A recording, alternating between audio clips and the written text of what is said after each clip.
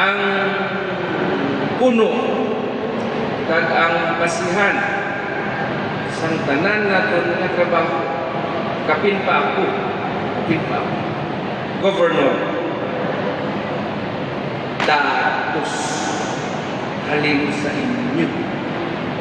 Ang datos na ginakuliktan amo na ang puno kag basihan sang obra naton tanan.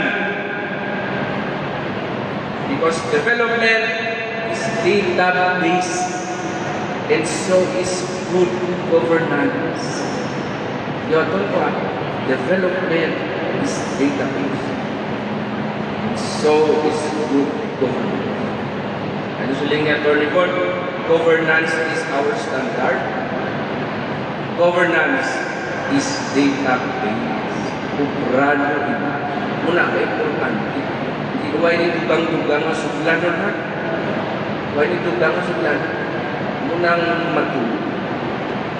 Muna ka importante sa aton nga barangay service point officers. Sa naglikat lang kasulana, may gira sa Israel. Ipandar nato na aton nga bulig sa ilong mga programa. Aton nga mga bulig sa mga OFW naton nga may problema abroad. Tinangayo kita datos kung sino ang may mga ilunggo dito sa Gaza Strip o sa Israel stranded, may problema. The data was not available immediately. Kasi nagkamot pa ito. Nahulat pa sa report. Isling natin, balis karon ta. Radyohin natin, radyoan natin ang mga mayor. Radyoan natin ang barangay natin. Ang mga kapitan ng BSPO. I-report nyo sa Banwa kung may mga taga-Israel kung dyan na kasali. Report in 24 hours. Kung namun, kung piraan tungkol sa Israel. Kasi halin ko sa inyo.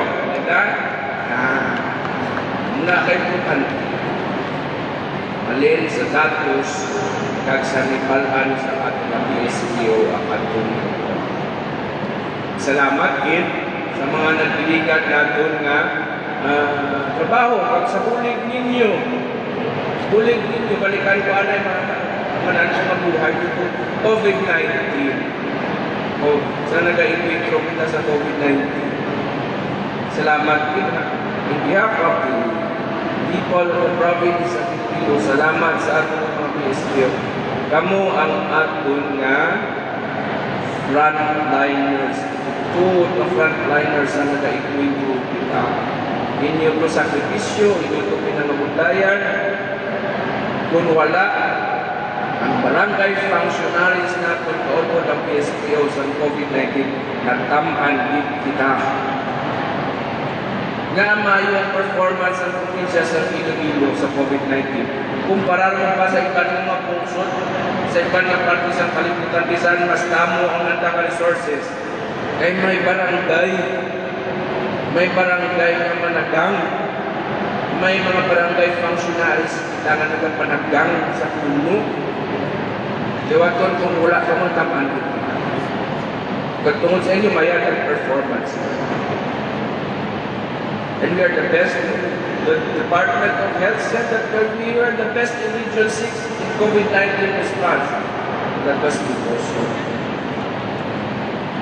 But we will move forward and we will improve with your work. That is why nga may population data bank kita. Nagdugangan na ang unod. Because ang atong na development work, ira na mabase sa atong population data bank. Datos. Ang halinan sa kauswagan, datos na ginatrabaho sa PSP. Todo. Ang siling ni Atty. Von, sa Nabigan, we provide technical help, we provide equipment sa mga family development centers natin. Starting next year, mapatid kung may itabildig. Sa Nabigan, may teen center kita, we have technical assistance, we have equipment. Next year, mapatid na this year. Next year, mapatindog na rin kita building. Stand alone. We have a very good teen center. We are ahead of our time. Ini Isa, the national government moving forward to one of the teen centers in the whole country. But moving forward, tani, matapos natin sila nga tuig, kaya ginaubra natin subong. We're going to issue an executive order. We will sign a MOA with the DepEd, the DSWD, the Population Commission. We will constitute the teen centers in all secondary schools as the Youth Development Center in secondary schools.